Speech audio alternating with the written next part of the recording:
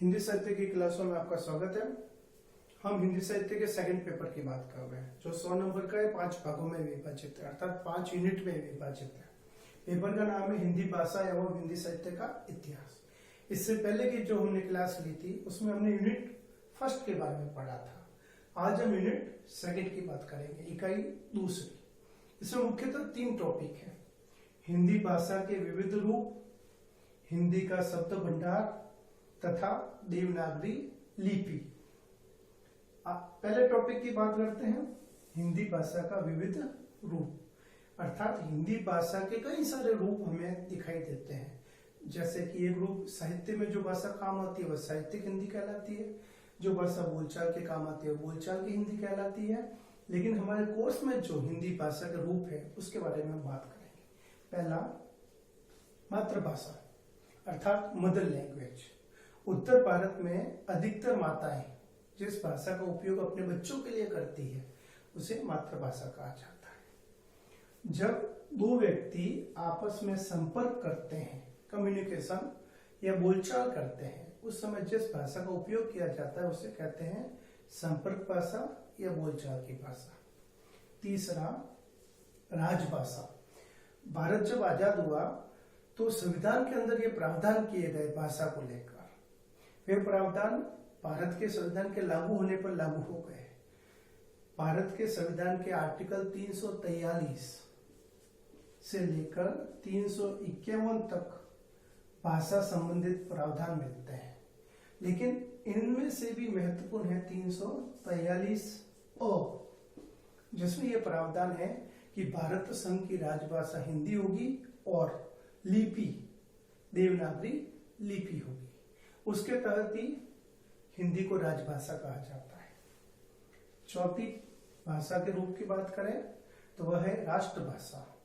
राष्ट्रभाषा वह भाषा होती है जो राष्ट्र के बहुसंख्यक लोगों के द्वारा उपयोग की जाती है। और हम जानते हैं कि भारत के 12 राज्यों में हिंदी का उपयोग किया जाता है। ये आधे तो नहीं है, लेकिन आधे के बराबर ही माने जाएंगे, क्योंकि हिंदी के अलावा कोई भी भाषा भारत में ऐसी नहीं है जो 10 या 11 या 12 राज्यों में बोली जाती है। इसके लिए हिंदी हमारे भारत की राष्ट्रभाषा है। उसके अलावा बात करें भाषा का एक नया रूप जो तकनीक के द्वारा उत्पन्न हुआ है, संचार भाषा। कम्युनिकेशन के काम आने वाली, जिसमें telephone, computer, TV, media, press वगैरह आते हैं, वो संचार भाषा। हमें ये सब भाषाएं हिंदी के संदर्भ में देखनी है। दूसरे टॉपिक की बात करते हैं, हिंदी का शब्द भंडार।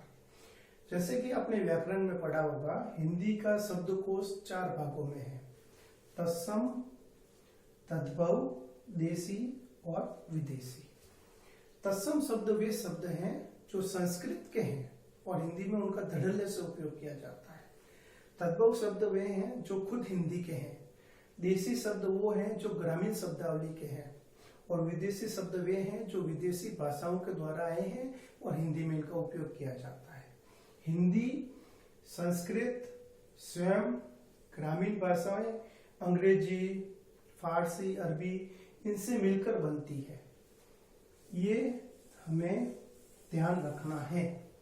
परीक्षा में जो भाग ब आता है 7 नंबर का, उसमें ये क्वेश्चन अमूमन पूछा जाता है। तीसरा भाग, देवनागरी लिपि। लिपि से तात्पर्य यहाँ पर होता है लिखना। भाषा काम आती है बोलने के, और भाषा को जब लिखा जाता है तो उसे कहा जाता है लिपि। हमारी जो आधुनिक लिखने की तरीका है, आधुनिक लिपि है, वो है देवनागरी लिपि। इसे भारतीय संविधान की 343 अनुच्छेद के द्वारा राजलिपि भी कहा जाता है। हमें इस टॉपिक में देवनागरी लिपि कहाँ से उत्पन्न हुई, उसका विकास कैसे हुआ, उसकी मुख्य मुख्य विशेषताएं देखनी है। साथ ही हमें उसकी वर्णमाला को भी पढ़ना है। जैसे कि हिंदी में 52 वर्ण हैं, तो देवनागरी लिपि की वर्णमाला में 52 वर्णों को हमें पढ़ना है। आगे आने वाली क्लास में हम यूनिट 3 के बारे में चर्चा करेंगे। तब तक के लिए धन्यवाद, नमस्कार।